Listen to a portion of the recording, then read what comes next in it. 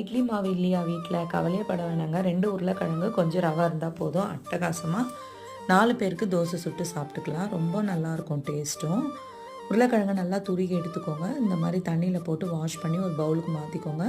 1/2 cup ரவை, 1/2 cup தயிர் போட்டு நல்லா கலந்து விட்டு, ஒரு பெரிய வெங்காயம், ஒரு பெரிய தக்காளி, 1 ஸ்பூன் மிளகாத்தூள், 1 ஸ்பூன் சில்லி ஃப்ளேக்ஸு, 2 பச்சை மிளகாய், 1 ஸ்பூன் எள்ளு, 1 ஸ்பூன் சீரகம், கொஞ்சமாக தண்ணி விட்டு நல்லா கலந்து வச்சுருங்க.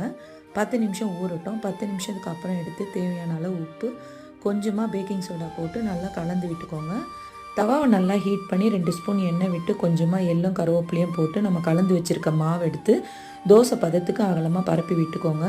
மூடி வச்சு சிம்மில் வச்சுருங்க. அதுக்கப்புறமா மெல்லமாக திருப்பி போடுங்க. 2 பக்கமும் நல்லா வெந்து செவந்தும் வரும்.